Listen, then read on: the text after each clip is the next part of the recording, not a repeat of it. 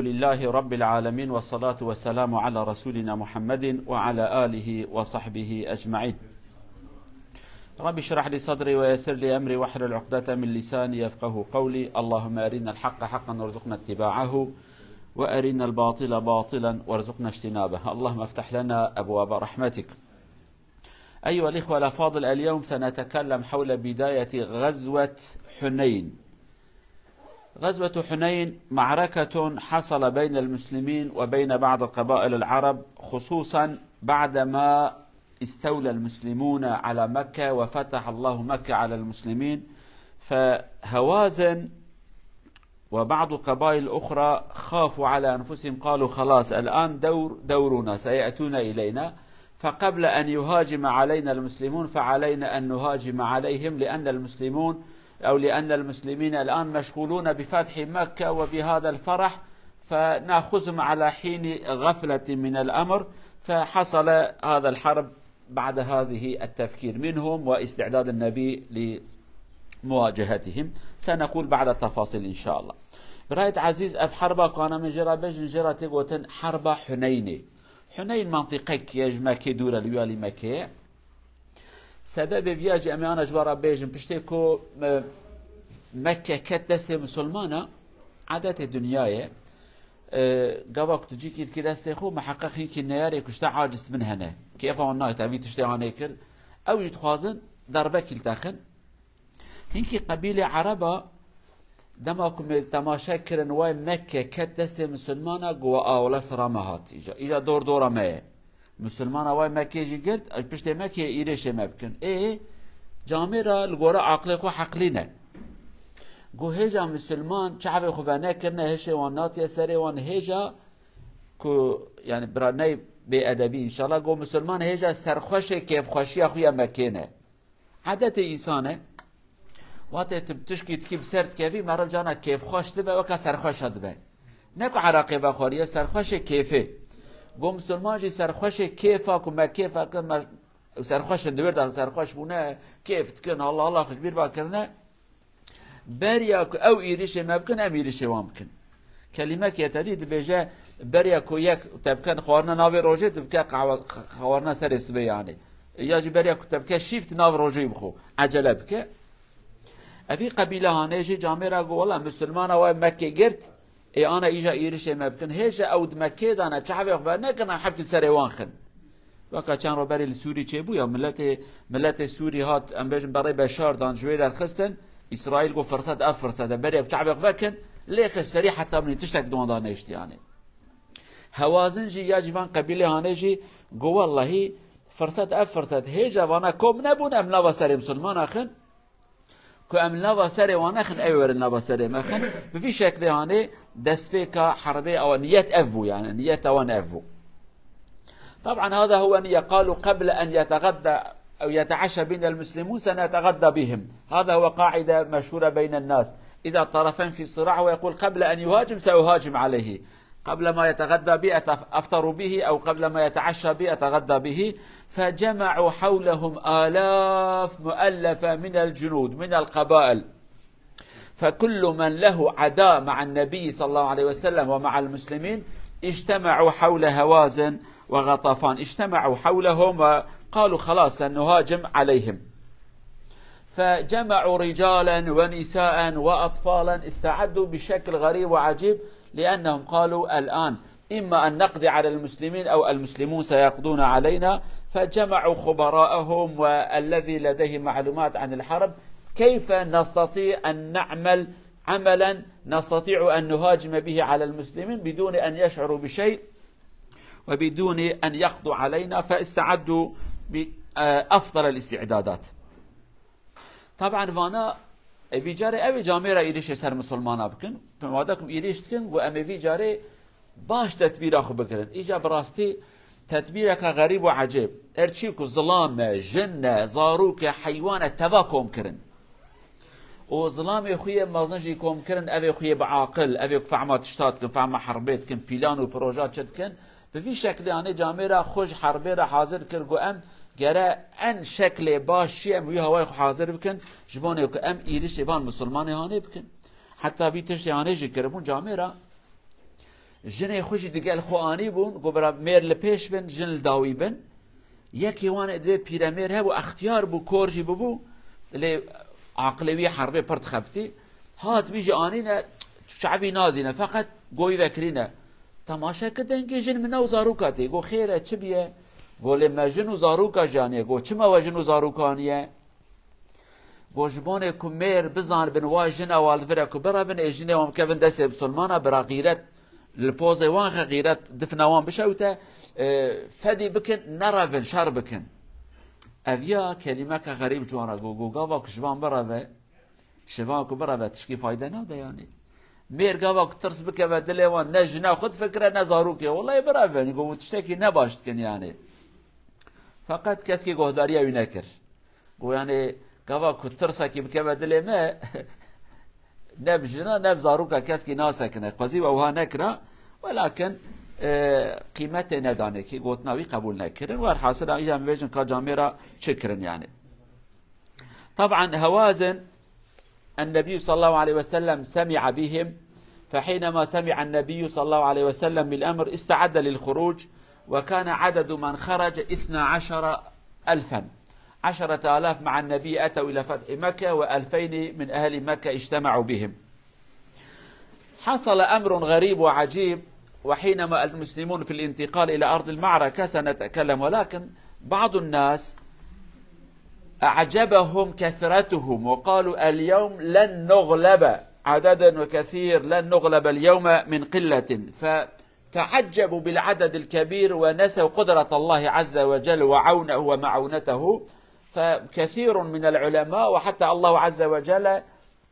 يقول رأيتم ماذا حصل بكم أعجبكم كثرتكم ولكن الكثرة لم ينفع المسلم يحارب بإيمانه وليس بعدده فحينما اعتمدوا على عددهم لقنهم الله درسا فهرب هؤلاء تقريبا أعظمهم أو غالبيتهم وبقى عدد قليل عادوا إلى النبي وكسبوا المعركة. پیغمبر علیه الصلاة والسلام درکت اما انا بحثایی بکن فقط تشتکی آنات برد عقلی و دابمینه تقریبا 12,000 مسلمان درکتن شر 10,000 هاتمش بانه فتح مکه 10,000 ملت مکه گیشوان بو 12,000 جبانه که ایریش وان بکن هر میدان شر هنک جبانه که نوبونه مسلمان هیجا ایمان قلب وان پاک نکریه هیجا مزناتیا خدا فهم نکرنه هیجا نزان سر اسلامی چیه با نوکت که یعنی تو بخوازی نخوازی یکی کت فتح مکه ده بیا مسلمان یکی وک ابو بکر ایمان و نوکه به یعنی ابو بکر 20 سال 21 سال ایمان را چیه و هاتیه اواناجی هفته که ابونا مسلمان فرق وانگله که یعنی سر اسلام هر کس فهم نکریه اب گروبا که هاتن وی قربالخانه هنه کاش خواه تشتکی وها گو ایرو جمارا مگله که جمارا خو کس که نکاره بمه جمارا ما عدد مسایه ما پرا یعنی اسلام دا اف کلمه نای گوتن چه نابت بیجی ام گلکن ها چه نابت بیجی اف خبردان نای گوتن رب عالمش خوند آیت که پیروزش در باز کرد به روژ حنین جماره و پر کیفه و پیهات بو ام پرن ها پرنده تا ایمانش بیر واکر تا قوت خودش بیر واکر تا سیستم خودش بیر واکر تا گو جماره مگلک ام سرد کبن تبسر نکتی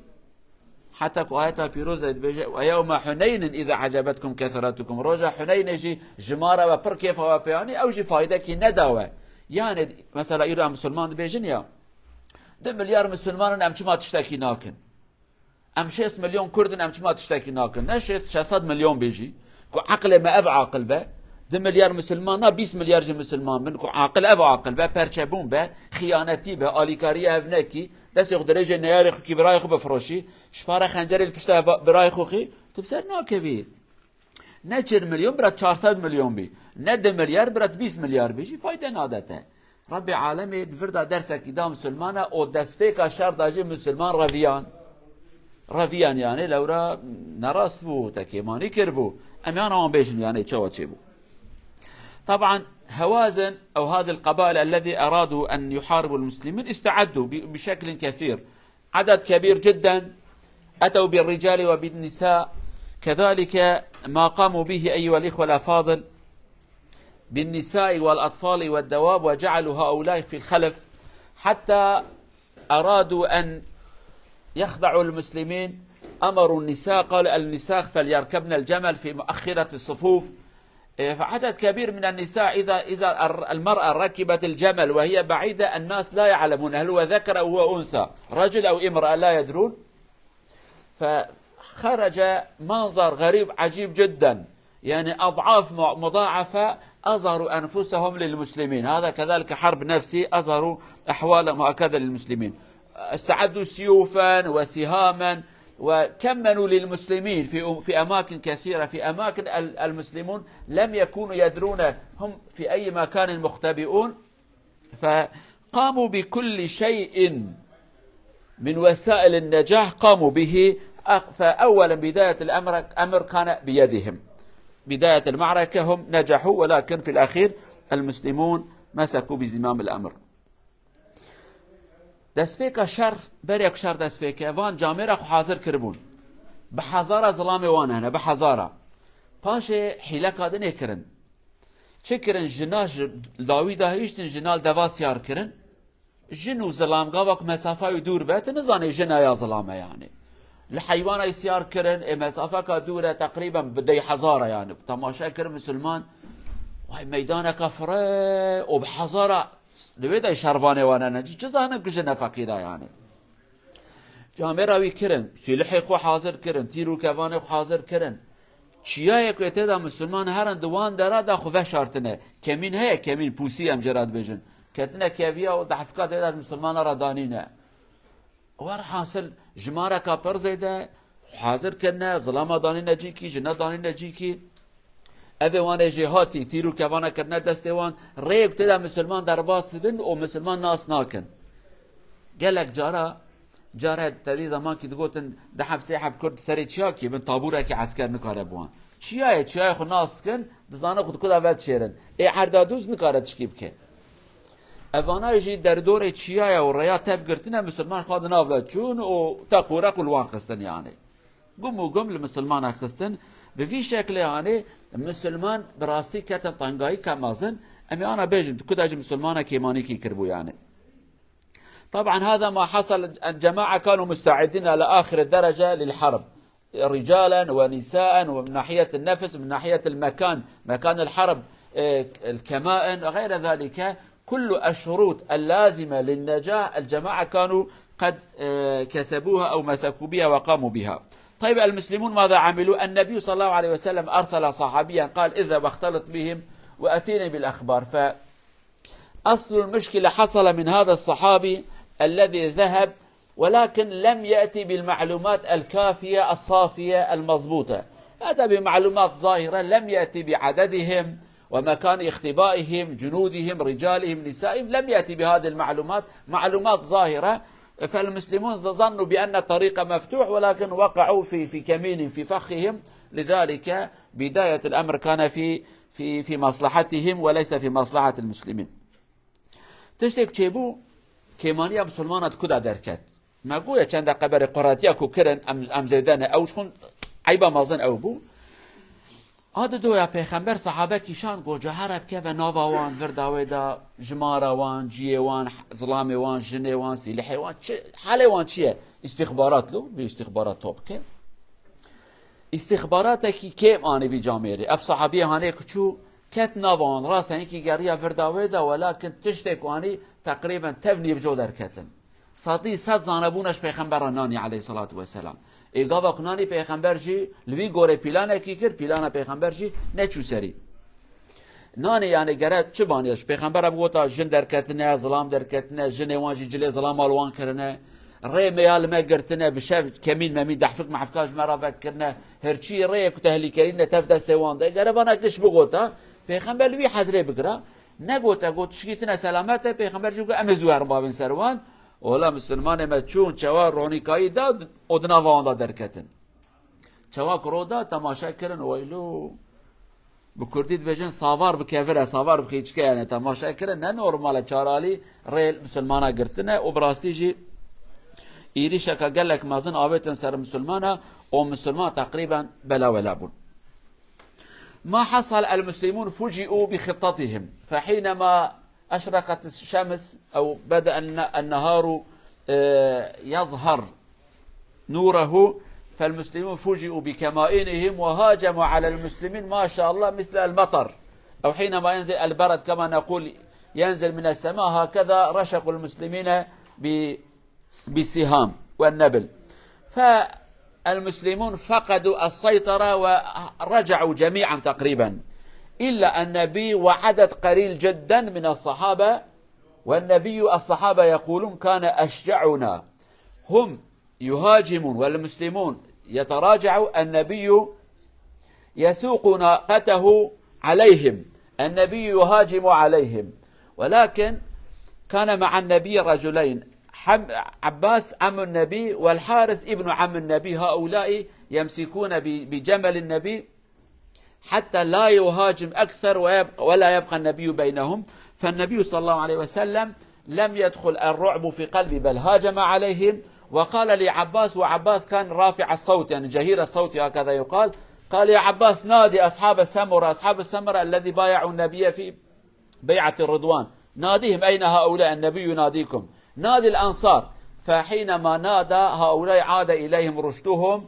فمعظمهم تركوا الجمل أو الفرس الذي كانوا عليه والتفوا إلى النبي صلى الله عليه وسلم، وحصل حول النبي عدد كافي وقاوموا وحاربوا. ففي الأخير النبي صلى الله عليه وسلم رماهم كذلك بالرمل في عيونهم. فبهذه الأمور أنزل الله سكينته على رسوله وعلى المؤمنين، ولكن بعد هزيمة معروفة. تشتك تشيبو مسلمان وانك تشواكت النبات حفكي تيرك هاتن ونزانا زيبك تشي زيبك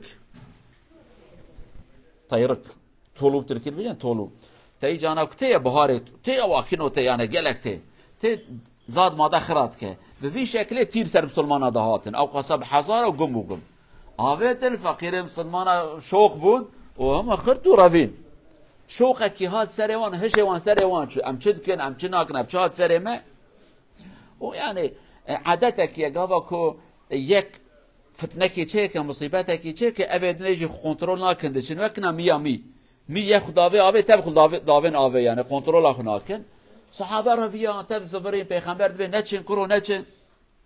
كاسكي نسكن مصيبات كمازن چيبو دحب پیغمبر رمان عليه الصلاه والسلام ابي كل حسباي قرتنا ملت راويه پیغمبر حسب اخو سروان داداجو نارا بسروان ده سر نيرا دادشه مير اوانن مير حربادا نارفن سر هلا كنت سروك بي هلا تمازن بي ترى بربي عيبه برافي پیغمبر جي حسب اخو سروان دادشه عباس اب پیغمبره و حارس كري اب پیغمبره اوانا بحسب پیغمبر قلت نالك پر هرد بي رسول خدا نچه پیغمبر برد بي از هرم برا زانبر کو مير هنا يعني والحاصل بي فتنانه كچدبه يعني صحابه جي فقير ايك بخازن نخوازن يعني قابا كو آفهات تبقى آفيرات چي تنكاري بسن اللي زاني چنه اللي سر اللي رات تشي يعني تناسكني وكا باكي آناتي هر چي بخورات ووجو ساكينو